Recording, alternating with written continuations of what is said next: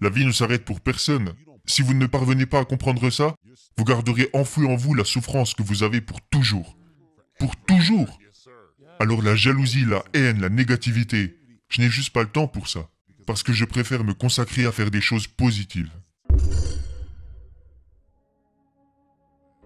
Beaucoup de personnes n'arrivent pas à obtenir le succès qu'elles veulent dans leur vie parce que beaucoup de personnes décident d'abandonner. C'est facile d'abandonner. C'est vraiment facile. C'est facile de se dire « Allez, c'est bon, j'arrête. J'y retourne plus. C'est fini pour moi. Fini, terminé. » C'est facile de dire ça. Ce qui est plus dur, c'est de dire « Ok, hier je n'ai rien gagné alors que j'ai travaillé aussi dur que je le pouvais. Rien n'a changé. Mais je vais quand même recommencer aujourd'hui et je vais travailler encore plus dur. » Ça, c'est ce qu'il y a de plus dur. Se lever tous les jours, en se donnant à 100% et rester malgré tout dans la même position que vous l'étiez hier, tout en sachant mentalement que vous donnez déjà tout ce que vous avez. Pour moi, c'est ça bosser dur.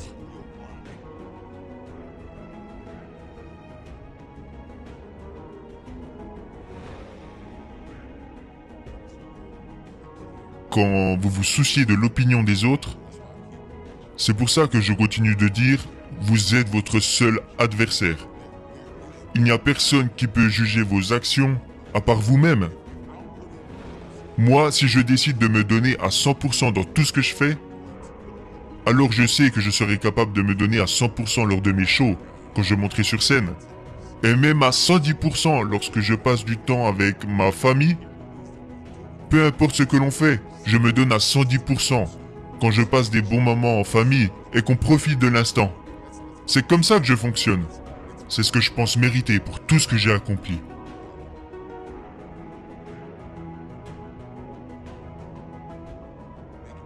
Votre vie est un livre. Votre vie est un livre. Vous avez différents chapitres dans votre vie. Chaque chapitre de votre vie est une ponctuation, qu'elle soit positive ou négative. Et avant de passer au prochain chapitre, vous devez prendre la décision de savoir si vous allez corriger ou non ce que vous avez fait dans le chapitre précédent. Pour que lorsque vous arriverez à la fin de votre livre, qui a été écrit par vous, parce que la fin c'est à vous de l'écrire, il reflète votre vie, c'est vous qui l'écrivez. Si vous allez en prison, et que vous en sortez, et que vous retournez en prison, c'est vous qui avez écrit ça. C'est votre histoire, tout est entre vos mains. Mais si vous allez en prison, et que vous vous dites je n'y retournerai pas, et qu'il vous faut faire 3 pas en arrière pour réussir à faire 5 pas en avant, alors votre livre se terminera de façon positive lorsque vous le fermerez. Pour moi, l'idée c'est, écrivez votre histoire, mais essayez de l'écrire correctement. Personne n'est parfait, tout le monde a des défauts.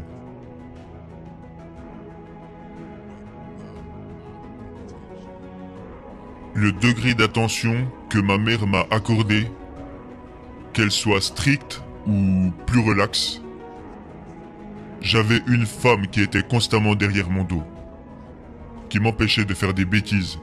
Ma mère était constamment dans ma tête. Elle me disait « Tu ne commences pas si tu n'es pas prêt à aller jusqu'au bout. Tu deviendras quelqu'un. » Ces paroles résonnaient constamment dans ma tête. Même si je ne le voulais pas, elles résonnaient constamment en moi. J'aurais pu penser qu'elle n'avait aucun effet sur moi. Je ne me rendais pas compte des effets qu'elle avait sur moi jusqu'à ce que j'ai 22-23 ans. Quand je commençais à faire des trucs, je me disais « Waouh, je suis comme ma mère en fait. » Quand vous commencez un truc et que vous vous dites « Non mec, j'ai commencé, je vais jusqu'au bout. » Waouh, mais waouh! Je sais que j'ai fait beaucoup de choses, mais je veux en faire plus. Tout ça, c'est grâce à ma mère. La mentalité de ma mère, c'était « J'ai fini mes études, mais je vais retourner à l'école. J'ai ce diplôme, mais je veux obtenir un second diplôme. » Pourquoi, maman? Et pourquoi pas? Mais tu es déjà diplômé, tu as terminé l'école, alors pourquoi veux-tu reprendre tes études pour obtenir un second diplôme? Parce que je le peux. Pourquoi ne pas être la meilleure personne que je suis en mesure de devenir? Je fais ça pour mon éducation personnelle, Kevin. Ce genre de choses est resté ancré en moi. Alors maintenant, quand on me voit travailler si dur, ma réponse est « Et pourquoi pas? Pourquoi ne pourrais-je pas tout avoir? Pourquoi je devrais me contenter que d'une partie? Je me rends compte que je peux tout avoir. Oprah s'est bâti un réseau. Moi aussi j'en veux un. Taylor Perry a acheté un studio. Moi aussi je veux m'acheter un studio. Ce qu'a construit Jay-Z avec son label Roc Nation, je veux faire pareil. Et pourquoi pas? Pourquoi ne pas s'inspirer de ce que d'autres ont déjà fait et dire « Je veux faire ça » ou « Je veux avoir ça ». Et quand vous réalisez que tout ce que vous voulez dans la vie est en réalité à portée de main, parce que quand on y pense c'est le cas, tout est à portée de main. Vous devez travailler pour avoir tout ça. Il n'y a pas de chemin facile pour obtenir ce que vous voulez. C'est un chemin long et difficile. Beaucoup de personnes veulent devenir docteurs, mais peu de personnes sont prêtes à aller à l'école pendant 9 ans. Mais ceux qui sont prêts à aller à l'école pendant 9 ans et qui veulent devenir les meilleurs docteurs pourront avoir le style de vie des docteurs. Certaines personnes disent qu'avoir le style de vie des docteurs, ça craint.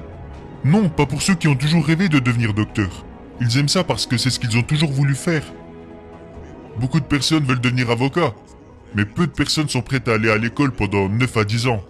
Mais ceux qui y parviennent, et qui deviennent les meilleurs avocats au monde, les personnes qui sont vraiment épanouies par ce qu'elles font tous les jours, mais il faut beaucoup de travail pour en arriver là. La majorité des gens qui veulent faire quelque chose ne comprennent pas les étapes par lesquelles il faut passer pour réussir. Ce n'est pas qu'un spectacle, c'est l'aspiration de la vie que je veux avoir. Peu importe ce que vous voulez, vous ne pouvez pas échapper au travail, c'est impossible. Tous ceux qui veulent échapper au travail choisissent la voie facile. Tout ce qu'ils veulent, c'est gagner beaucoup d'argent rapidement. Il y a un mot pour désigner ces personnes, et la vérité c'est que 9 fois sur 10, ça se finit plutôt mal. Ils pensent qu'il y a des personnes qui sont juste chanceuses et assez intelligentes pour gagner de l'argent sans rien faire.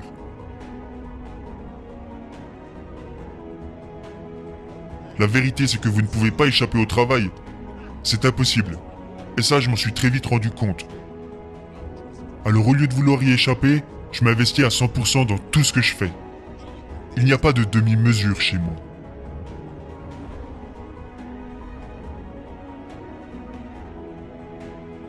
La réalité, c'est que, quelles que soient les émotions que l'on peut ressentir, quelle que soit la souffrance que l'on peut avoir, la vie continue.